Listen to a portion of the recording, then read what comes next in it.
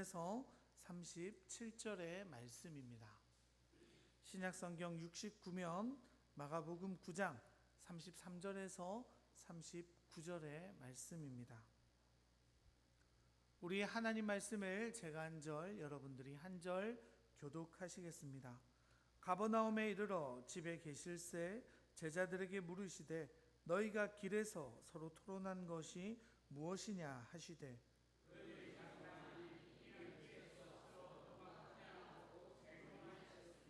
예수께서 앉으사 12제자를 불러서 이르시되 누구든지 첫째가 되고자 하면 무사람의 끝이 되며 무사람을 섬기는 자가 되어야 하리라 하시고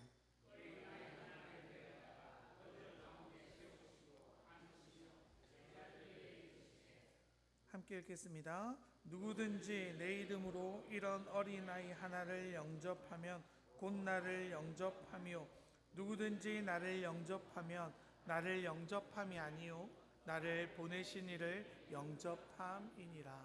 아멘. 할렐루야. 오늘도 주님 앞에 나오신 우리 명강의 성도 여러분 환영하고 축복합니다. 우리 오늘 보시니까 또 앞에 강단이 환하게 바뀌었죠. 강대상도 좀 달라져가지고 권위가 떨어지는 느낌이지만 오히려 좋은 것 같습니다. 우리 앞뒤 좌우로 인사 나누실까요? 사랑합니다. 축복합니다. 감사합니다. 네. 좀 전에 이제 우스갯소리로 권위가 떨어졌다 말했는데 진짜로 받아들이시면 안 돼요. 웃자고 하는 소리와 진지하게 하는 소리를 구분해 주시는 지혜가 있으셨으면 좋겠습니다. 이거 들은 이야기인데요. 이제 이전 교회에 어떤 권사님이 계셨대요. 학벌도 좋고 부자고 잘나시고 새벽 기도를 한 번도 빠지지 않으시고 교회에 열정적으로 봉사하시는 권사님 계셨는데 이게 너무 훌륭한 분 아닙니까? 그런데 문제가 있는데 그렇게 잔소리가 많대요. 조금만 움직이면 아이고 저거 저렇게 하는 거 아닌데 조금만 어떻게 하면 아이고 저건 또 저게 아닌데 막 모든 일에 자기가 개입해야 되고 자기 방향대로 안 하면 막 목사님 찾아가서 윽박 지르는 분이 계셨다고 합니다. 그래서 그 계시던 담임 목사님이 그 권사님한테 그렇게 말씀하셨대요. 권사님 차라리 나가서 죄 좀 짓고 오세요. 그리고 나서 겸손하게 교회 생활을 하시는 게 훨씬 낫겠습니다 라고 말했다는 이야기를 제가 들은 적이 있습니다. 여러분 그 분이 열심도 있죠. 또 최선을 다해서 봉사했지만 그것 때문에 어떻게 되는 거예요? 자기 의로 가득 차서 은혜도 사랑도 겸손도 누리지 못하고 자기 생각 안에서 다른 사람들을 지적하기에 바쁜 경우들을 우리는 보게 되어집니다. 우리 그렇게 자기 세계를 살아가는 사람들이 있죠. 누가 뭐래도 내 뜻 안에 머물러서 자기의 생각을 굳건히 지켜내는 사람들이 우리는 종종 있습니다. 여러분 그래서 그런 사람들은 어떻습니까? 그 세계에서 자기가 가장 크고 자기가 가장 의롭고 자기의 생각이 언제나 지혜롭다고 믿는 사람들이죠. 그러면 어떤 문제가 생깁니까? 교제하지 않게 되죠. 하나 되기가 어렵습니다. 그리고 심지어 하나님의 뜻보다 자기의 뜻이 우선시 되는 경우들이 많이 있습니다. 우리는 그런 사람들을 향해서 이렇게 말하죠. 자기 세계에 빠져 있어. 지 혼자 지 나라에 살고 있어. 이런 이야기들 하지 않습니까? 여러분 로마에 가면 무슨 법을 따르라고요? 로마의 법이 있는 겁니다. 우리는 이 땅을 살아가지만 하나님 나라 백성으로 살아가는 자들이죠. 그렇다면 여러분 우리는 하나님 나라의 원칙과 하나님 나라의 태도에 맞게 살아가야 하는 겁니다. 여러분 제가 이전에 몽골에 잠시 살았을 때요. 몽골에 굉장히 독특한 문화가 있습니다. 발길이 이렇게 부딪히는 게 굉장히 신뢰되는 행동이에요. 발을 밟으면 바로 돌아서 가지고 악수를 하면서 사과해야 됩니다. 제가 그래가지고 어릴 때니까 예쁜 여자 지나가면 이불로 발로 차가지고 이렇게 손 한번 잡고 저희 아내가 있는데요. 막 옛날 얘기니까 그런 적도 있었습니다. 여러분 한국에서 제가 만약에 어떤 사람 발 밟았다고 손을 탁 내밀면 어떻게 되겠어요? 그 이상한 사람 취급받을 수밖에 없게 되는 거죠. 그 나라에 살아가는 방식이 있는 거죠. 그 나라의 원칙이 있는 거죠. 우리는 하나님 나라를 살아나는 자로서 어떤 하나님의 나라 원칙대로 살아가야 하겠습니까? 오늘 본문에 보면 예수님의 제자들이 자기 나라를 살아가는 방식으로 살아가는 모습들을 볼 수 있죠. 제자들은요, 사실 훌륭하지 않습니까? 자신의 모든 것들을 버리고 주님을 따랐습니다. 그리고 주님을 따르며 나름의 성과들도 얻게 되어지죠. 또 누군가는 예수님이 따로 데리고 다니실 정도로 신뢰받고 있었는지도 모릅니다. 그리고 예수님께서 가끔 어려운 말들을 하시지만 지금 예수님은 수도 예루살렘으로 걸어가고 계신 여정에 제자들이 함께 하고 있죠. 여러분, 예루살렘엔 어떤 일이 준비되어져 있습니까? 그토록 예수님이 그리시던 하나님의 나라의 성취가 이제 온 민족을 향해서 이루어지게 되는 거죠. 우리 제자들 입장에서 한번 생각해 보자고요. 그 촌구석, 나사렛이라는 그 촌구석에서 예수님을 따라다니기 시작했어요. 거기에서 점점 소문이 나고 예수님의 영향력이 커지고 이제 예수님은 수도 예루살렘으로 제자들과 함께 들어가기를 원하십니다. 많은 사람들이 주님을 쫓았죠. 많은 사람들이 예수님을 왕으로 삼고자 했어요. 그러니까 제자들도요, 예수님이 왕만 되시면 너무 좋겠다. 그토록 하나님이 원하시던 나라가 예수님을 통해 실현된다면 우리는 로마에서부터 벗어나고 다윗왕과 같이 큰 나라로 우리나라가 발전되게 될 거야 라는 소망이 제자들에게 있었을 거예요. 정말로 그날만을 기다려왔던 제자들이죠. 그러면 여러분, 제자들에게 남은 숙제가 뭡니까? 예수님이 왕이 되고 나시면 나는 어느 자리에 앉을 건가 라는 자연스러운 궁금증이 생길 수밖에 없겠죠. 그런데 문제가 있습니다. 예수님의 제자가 몇 명입니까, 여러분? 12명이라는 거예요. 자리는 한정되지 않습니까?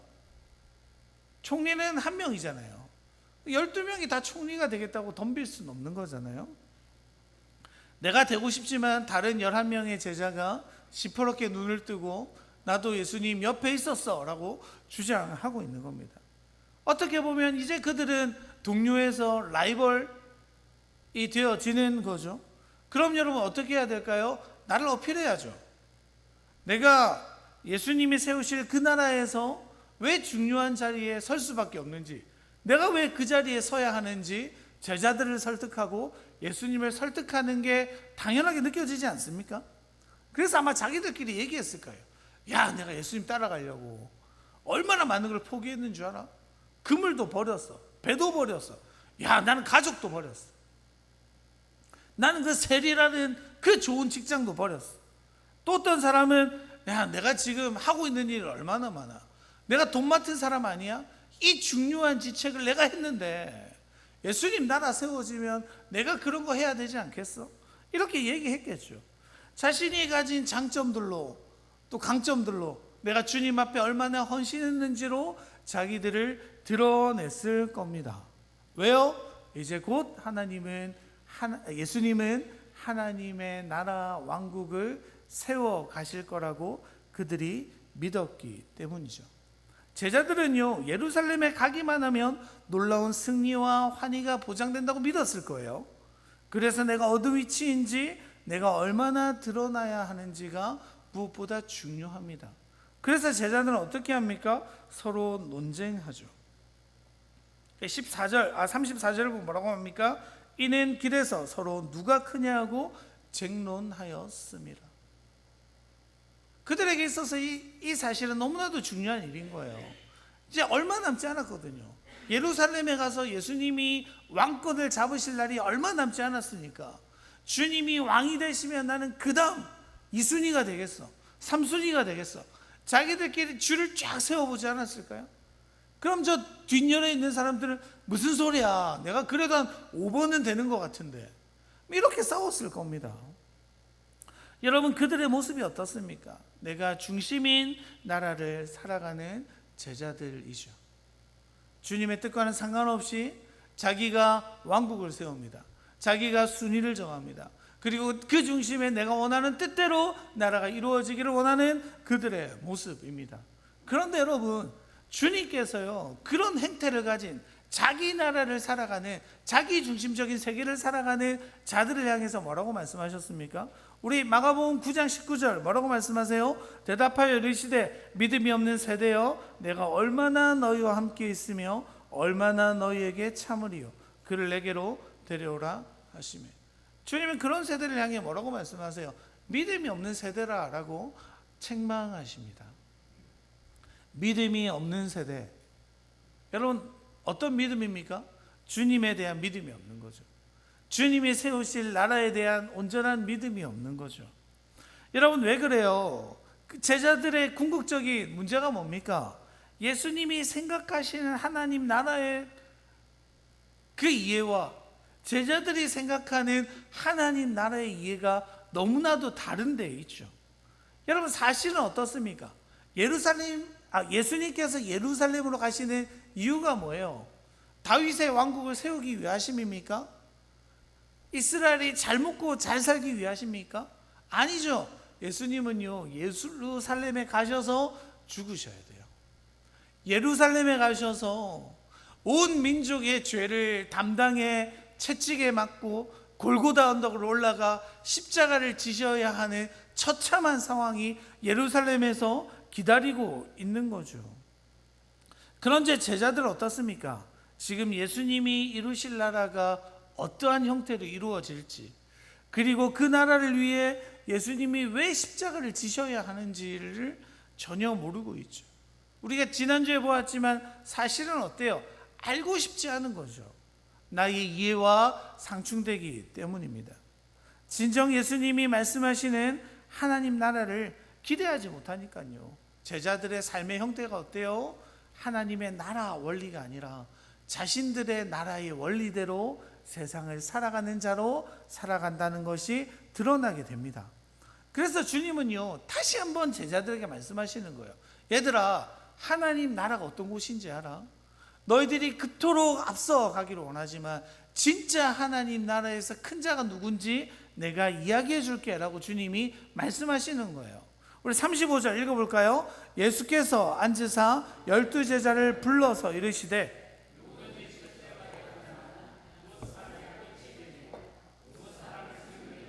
되어야 하리라 하시고. 여러분, 이건 사실요, 우리가 생각해도 이해하기 어렵습니다. 말이 안 되잖아요. 첫째가 되려고 하면 어떻게 되라고요? 끝이 돼야 된대요. 남을 섬기는 사람이 첫째가 될 수 있다고 말합니다. 이 완전히 이상한 가르침을 지금 제자들에게, 또 하나님 나라를 살아가려는 우리에게 던지고 계시는 거죠. 근데 여러분, 우리가 이 말씀을 종종 오해합니다. 우리가 저 말씀을 볼 때마다 뭐라고 생각하면, 그래, 사실 나는 큰 사람인데 낮아지는 것처럼 겸손하게 행하라고 주님 말씀하시는 걸 거야. 내가 이렇게 낮은 자를 섬기면 하나님 나를 크다 말씀하실 거야 라고 저 말씀을 겸양이나 겸손이라고 생각하실 수 있는데, 사실 전혀 그렇지 않습니다. 주님은 정말로요, 끝이 되는 사람, 섬기는 사람이 큰 사람이다 라고 말씀하시는 거예요. 왜냐면요, 섬기는 자라는 단어를 원어로 보면요, 디아코노스라고 하는데 이 뜻이 뭐냐면 종이란 뜻이에요. 그러니까 우리가 이 말씀을 다시 한번 보면 뭐라고 말합니까? 첫째가 되고자 하면 끝사람이 돼야 돼. 종이 되어야지 첫사람이 될 수 있어 라고 주님 말씀하시는 거예요. 정말로 종이 돼야 된대요. 정말로 끝에 있는 사람이 큰 사람이라는 겁니다. 여러분, 이렇게 말씀하시는 주님 앞에 제자들이 온전히 이해할 수 있었겠습니까? 우리도 이해하기 어렵잖아요. 그렇게 어리둥절한 제자들 앞에 주님의 신뢰를 들어 한 번 더 설명하시는 거죠. 제자들 한가운데 어린아이 하나를 세우시고 하나님 나라의 원리를 제자들에게 다시 한번 알려주십니다. 우리 오늘의 본문 36절, 37절 같이 한번 읽어볼게요. 어린아이 하나를 데려다가 그들 가운데 세우시고 안으시며 제자들에게 이르시되 누구든지 내 이름으로 이런 어린아이 하나를 영접하면 곧 나를 영접함이요 누구든지 나를 영접하면 나를 영접함이 아니요 나를 보내신 이를 영접함이니라. 여러분, 이 본문이랑 평행구절이라고 하는 마태복음에 보면 이 말씀 말고 한 구절이 추가되어 있죠. 마태복음 18장 3절인데요 우리 요거 같이 한번 읽어볼까요? 이르시되 진실로 너희에게 이르노니 너희가 돌이켜 어린아이와 같이 하지 아니하면 결탄코 천국에 들어가지 못하리라. 여러분, 우리가 저 말씀 마태복음 18장 3절의 말씀을 보면서 우리는 어떻게 배워오고 이해하고 있었습니까? 그래, 천국에 가려면 어린아이 같아져야 돼. 순수하고 거짓 없고 겸손해야지 비로소 하나님 나라 들어갈 수 있어 라고 우리는 배웠죠. 그렇게 알고 계시죠? 저만 그렇게 알고 있었습니까? 우리 저 말씀 그렇게 적용하잖아요. 어린아이와 같이 순수해지십시오. 어린아이와 같이 거짓 없으십시오. 어린아이와 같이 부모만 바라보십시오. 이렇게 우리 설교 많이 들었잖아요. 그런데 여러분, 저 말씀이요, 오늘 본문이요, 사실 그 얘기 하는 게 아닙니다. 이 말씀을요 좀 더 깊고 그 시대에 주님이 하시는 의도를 우리 분명히 알아야 돼요. 여러분, 예수님께서요 제자들에게 앞세우신 그 어린아이 하나라는 단어는 파이디온이라고 하는데요, 이 파이디온이라는 단어는 6세 이하의 어린이를 이야기합니다. 그러니까 갓난아기를 얘기하는 거예요. 부모의 품에 안겨 다닐 수밖에 없는 그런 어린이들을 이야기합니다. 여러분, 생각해 보세요. 지금 우리 애기들이야 굉장히 사랑받고 존귀함을 받고 막 부모님들이 어찌할 바 모르지만 2000년 전에 어린아이는 어떤 취급 당했는지 우리가 잘 아시죠? 물건 취급 당했잖아요. 사람 숫자에 넣지도 않았던 것이 어린아이입니다. 금방 죽어버리잖아요. 오래 살지 못하는 아이들이 수두룩했잖아요. 그래서 여러분, 우리 여러분들만 해도 우리 100일 잔치 왜 합니까? 애가 100일 동안 살아준 거에 대한 잔치로 막 이렇게 했잖아요. 2000년 전에는 그 일들이 훨씬 더 심했다는 겁니다. 완전히 무시당하는 존재죠. 보잘것없는 존재죠. 별 볼 일 없는 존재가 어린아이라는 겁니다. 그리고 그런 어린아이들은 어떻습니까? 부모의 도움 없이는요 아무것도 할 수 없는 존재죠. 그러니까 이 어린아이라는 단어를 보면 그 당시에 뭐라고 생각하면 무가치한 존재구나, 별 볼 일 없는 존재구나, 사람 취급도 못 받는 애구나 라고 생각했다는 겁니다. 여러분, 그렇게 아무것도 못하는 존재죠. 완전히 누군가에게 의존할 수밖에 없는 존재죠. 다르게 말하면 거추장스러운 존재가 파이디온, 어린아이라는 시선이었다는 겁니다. 그리고 여러분, 이 파이디온이라는 단어는요 6세 이하의 어린이라는 단어도 있지만 종이라는 단어도 있어요. 여러분, 그 시대의 어린아이를 바라보는 시선이 어떠했는지 이 파이디온이라는 단어만 가지고도 아시겠죠? 어린아이를 세워놓으셨지만 종 같은 애인 거예요. 별 볼 일 없는 애인 거예요. 그러니까 주님이 뭐라고 말씀하시는 거예요? 종이나 어린아이, 그렇게 무가치하고 쓸모없는 자가 사실은 천국에서 큰 사람이야 라고 이야기하시는 겁니다. 여러분, 말씀이 점점 더 어려워지죠. 무슨 말이지 싶으시는데 잘 따라오셔야 됩니다. 여러분, 그 어린아이, 종과 같은 존재들의 공통점이 뭡니까? 아무것도 내세울 것이 없는 존재들이죠. 그들에게 권위가 있습니까? 자신의 위치가 있습니까? 자신의 어떠함이 있습니까? 아무것도 없어요. 누군가에게 완전히 소속될 수밖에 없는 존재죠. 다른 사람이 아니고서는 나를 드러낼 수 없는 존재죠.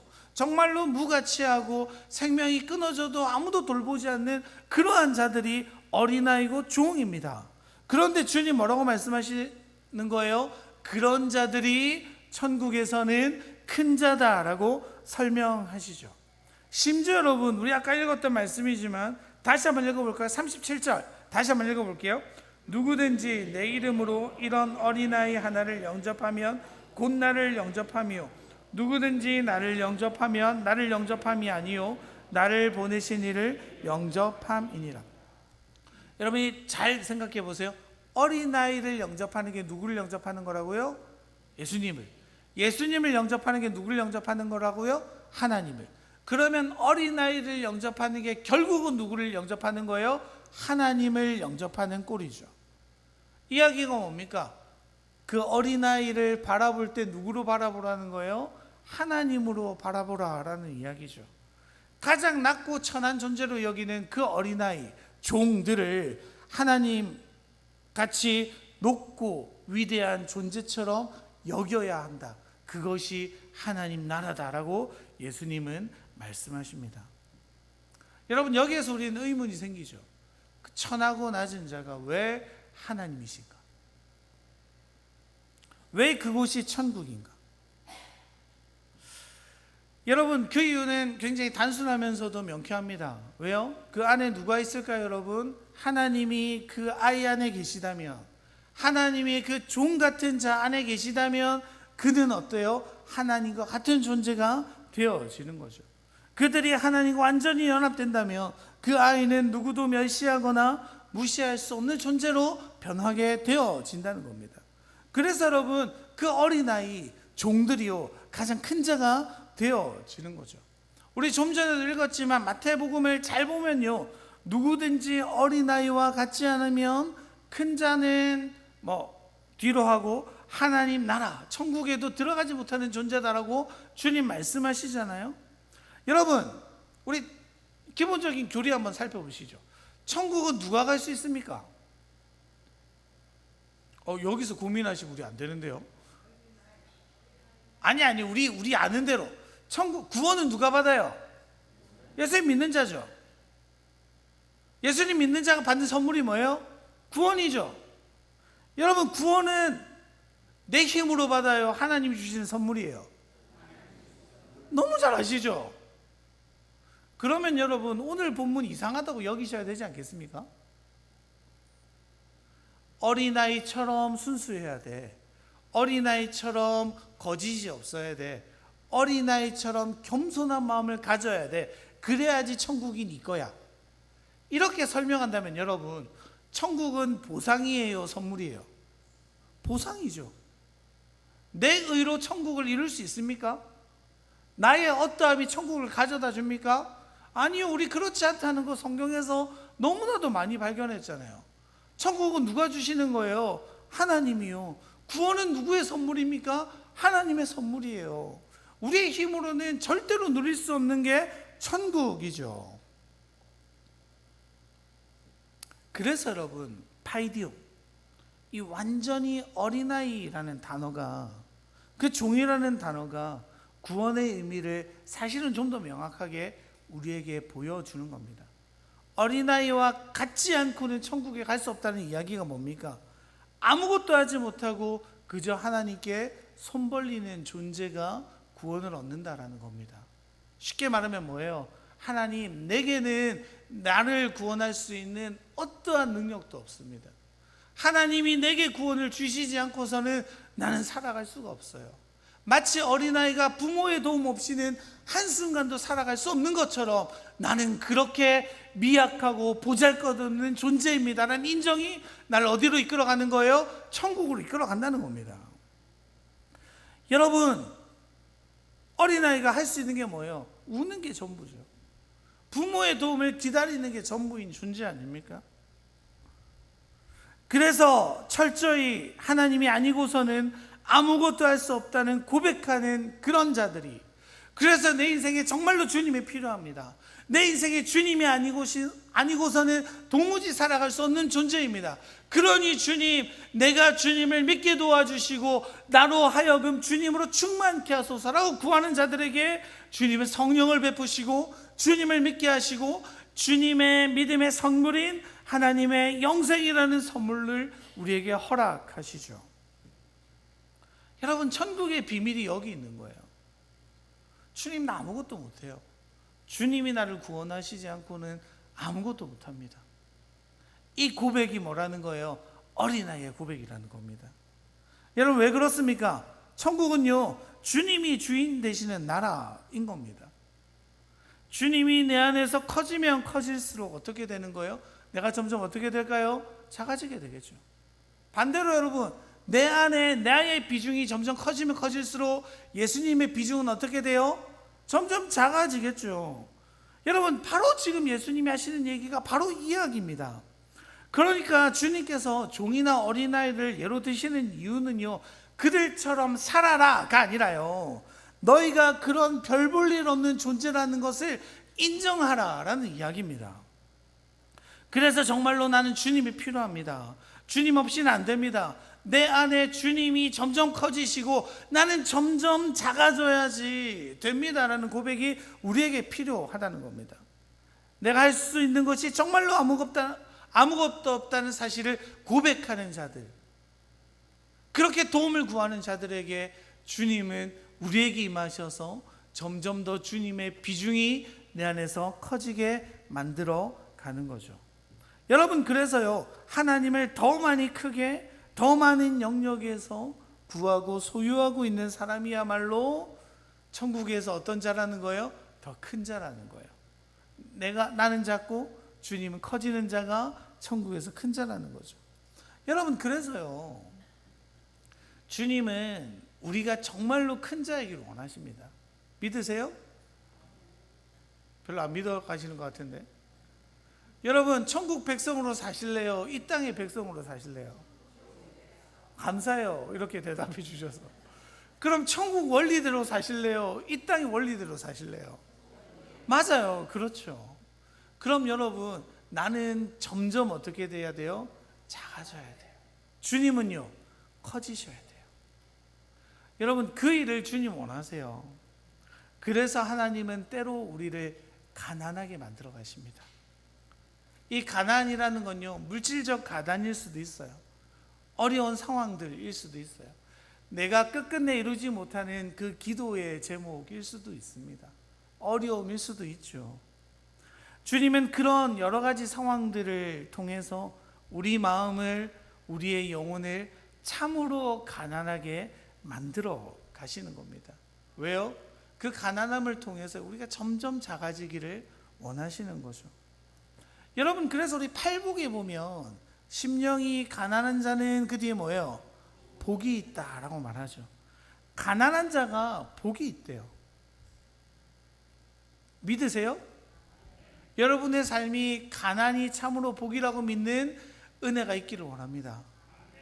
세상 사람들의 기준과 원칙으로 보면 맞지 않죠. 무슨 소리 하는 거야 지금. 형통해야지 복이지. 부자가 돼야지 복이지. 높은 자리에 올라가야지 복이지. 그런데 하나님 나라는 뭐라고 말하는 거예요? 아니야, 너의 마음이 정말로 가난할 때 복이 임하는 거야. 너의 마음이 정말로 가난하고 작아질 때 복이 있어 라고 말하는 거예요. 여러분, 여기서 가난이라는 단어는요, 프토코스라는 단어래요. 이게 무슨 뜻이냐면 누군가에게 무릎을 꿇지 않으면 안 되는 절대적 빈곤이래요. 그러니까 얼마나 가난한지 아시겠죠? 너무 가난해서 누가 먹을 거 하나 던져주지 않으면 곧 굶어 죽을 것 같은 상태가 가난, 프티코스라고 합니다. 여러분, 영적인 가난이 그런 거라는 겁니다. 내게 있어서 무엇보다 필요한 것이 하나님이라는 사실을 깨닫는 거죠. 어려움을 통해서요, 가난과 역경을 겪으면서 인간은 참으로 인간이 되어갑니다. 그리고 그 인간을 도우시는 하나님은 정말 우리 인생의 하나님이 되어 가시는 거죠. 여러분, 그 은혜가, 그 크신 하나님이 날마다 우리 안에 있기를 원하시는 하나님의 마음이 우리를 가난하게 만들어 가시는 거죠. 여러분, 그게 왜 은혜입니까? 그게 왜 복입니까? 내가 가난해지면 가난해질수록 누구를 찾기 때문이에요? 하나님을 찾기 때문이죠. 내 상황이 어려우면 어려울수록 내가 누구를 필요로 하기 때문이에요? 하나님을 필요로 하기 때문이에요. 내 안에 하나님이 커가면 커갈수록 하나님 나라의 존귀한 자가 되고 큰 자가 되고 하나님이 쓰시는 자가 되어 간다는 거죠. 여러분, 하나님 안에 있는 게 우리가 참으로 사는 길 아닙니까? 주님이 우리 안에 차고 넘칠수록 우리는 더욱 형통한 자가 되고 평안한 자가 되고 행복한 자가 된다는 고백이 우리 안에 날마다 있지 않으십니까? 여러분, 그래서 여러분, 가난한 자가 복이 있다라고 주님 말씀하시는 거예요. 여러분, 좀 전에 우리가 팔복 말씀드렸는데요, 유진 피터슨이라는 사람이 메시지라는 성경책을 번역했어요. 그분이요, 창세기부터 요한계시록까지 전부 다 직접 번역했는데, 이게 좀 우리 성경책 이해하기 어렵잖아요. 그래서 굉장히 의역을 많이 해서 현대인들이 읽기 좋게 번역을 해놨어요. 그래서 제가 여기 보면 팔복에 대해서 좀 더 우리가 이해하기 쉽게 잘 번역이 되어 있더라고요. 제가 읽어드릴게요. 벼랑 끝에 서 있는 너희는 복이 있다. 너희가 작아질수록 하나님과 그분의 다스림은 커진다. 가장 소중한 것을 잃었다고 느끼는 너희는 복이 있다. 그때야 너희는 가장 소중한 분의 품에 안길 수 있다. 여러분, 사실 잘 이해가 되지 않죠? 벼랑 끝에 있는 것이 복이랍니다. 가장 소중한 것을 잃었다고 느끼는 그 순간 우리에게 복이 있대요. 그 이유가 뭡니까? 내가 작아질수록 내 안에 하나님이 커져가시기 때문이죠. 내가 비참함을 느낄수록 하나님이 얼마나 소중한 분이신지를 비로소 깨닫기 때문이죠. 여러분, 사실 그렇지 않습니까? 하나님이 내 안에 가장 큰 분이다라고 믿는 자들은요, 그것을 진실로 믿게 되고 알게 되면요, 그 다음으로 누가 큰지는 내 삶에 별로 중요하지 않습니다. 왜요? 하나님만 크시면 되거든요. 하나님만 영광 받으시면 되거든요. 그 다음은 중요하지 않아요. 하나님이 높임 받으시기를 원하신다면 내가 낮아지는 일에 나는 기꺼이 나를 헌신할 수 있죠. 얼마 전에 제가 저희 권사님들과 짧은 대화 나누면서 권사님들이 그런 이야기 하시더라고요. 목사님, 요즘 젊은 사람들 자녀를 너무 안 낳아가지고 너무 걱정이다. 나라가 어떻게 될지 모르겠다고. 그래서 제가 그 얘기 드렸어요. 권사님, 그거 다 우리 부모님들 때문이다.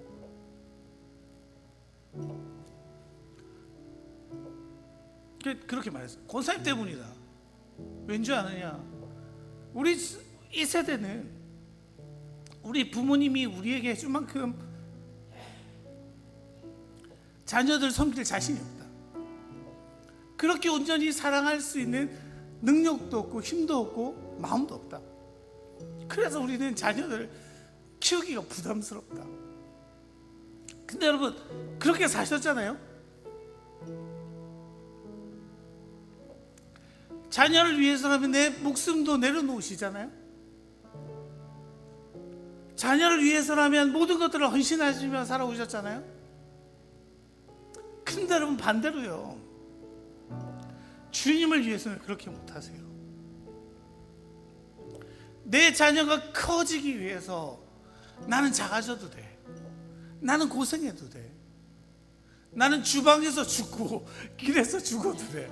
이렇게 고백하시면서 정말로 내 인생의 가장 위대한 분이라고 고백하시는 그 하나님의 커지심에 내가 낮아지는 건, 나의 헌신은, 나의 노력은 왜 감당하지 않으십니까? 여러분, 내가 낮아질수록요, 나에게 가진 게 없다고 느낄수록요, 내가 지극히 작을수록요, 사실은 내가 그런 자라는 사실을 절절히 고백하는 사람일수록 하나님과 더 많은 접점을 가지게 될 겁니다. 왜요? 기도할 거거든요. 구할 거거든요. 주님 아니고서는 살아갈 수 없습니다 라고 날마다 주님을 의지할 거거든요. 그래서 하나님은요, 그런 사람들에게 하나님 자신을 더 많이 허락해 주실 겁니다. 사랑하는 명화의 성도 여러분, 내 상황이 어렵습니까? 힘듭니까? 왜 이렇게 살아야 가야 하는지 때로 이해되지 않죠. 맞아요, 그럴 수 있습니다. 그런데 그때 우리가 누구를 기억해야 되는 거예요? 하나님이요. 내 안에 하나님이 더 커지시는 계기가 되게 해달라고. 내 안에 하나님이 역사하여 주셔서 하나님으로 살아갈 수밖에 없는 존재라고 절절히 고백하게 만들어가기 위해서 주님 우리를 그런 방향으로 때로 인도하시는 거예요. 저도요 때로 자신이 없습니다. 설교 준비할 때마다 날마다 부담스러운 거 아시죠? 야, 나도 날마다 넘어지는데, 내가 의지하는 것들이 그렇게 많은데, 내 안에 내가 커지고 싶은 욕망들이 이렇게 많은데 이렇게 말하는 것이 옳은가? 근데 여러분 얘기해야죠. 왜요? 우리 하나님 나라의 원리를 알아야지 살아갈 수 있으니까요. 여러분, 하나님은 우리 안에 커가기를 원하십니다. 그러기 위해서는 우리가 작아질 수밖에 없는 거죠. 그리고 내가 작아짐으로 하나님이 정말로 내 안에 커 가신다면 우리는 천국에서 큰 자라고 불리게 됩니다. 그게 하나님 나라의 삶의 태도죠. 그래서 기꺼이 섬기는 거예요. 보상을 바라지 않고, 나의 칭찬을 바라지 않고, 예수님이 나를 위해 죽어주셨던 그 사랑에 감사하며 기꺼이 나를 헌신하는 그런 우리 교회 아닙니까? 여러분, 이렇게 한 주간 많은 일들이 있었습니다. 앞집에 있는 아저씨 아시죠? 가끔 저희한테 자주 좋았다가 안 좋았다 하시는 그분, 아침에 저한테 찾아오시더니 그런 거예요. 목사님, 내가 누군지 모르겠는데 여기 어떤 권사님인가 여자 집사님 한 분이 아침마다 청소하신다. 나 그분 누군지 잘 모르겠는데 그분 보니까 참 좋더라. 또 어떤 분은 여러분 한 주 동안 오셔가지고 교회 내 에어컨 다 청소하셨어요. 그 막 누군지 모르시죠? 안 알려드릴 거예요. 여러분, 그런 작은 봉사들이 누가 알아줘서 합니까? 아니요. 사랑하는 마음이 생기니까 하는 거예요. 하나님 나라를 품은 자들은요, 그렇게 나를 내어놓을 수 있습니다. 그렇게 사랑할 수 있죠. 그렇게 주님으로 만족하는 우리 교회 되었으면 좋겠습니다. 내 안에 주님이 계속해서 커져가시고 나는 작아짐으로 말미암아 하나님의 영광이 우리의 삶에 날마다 드러나시는 놀라운 역사가 있기를 간절히 축원합니다. 우리 시간 함께 찬양하며 주님 앞에 나가실까요?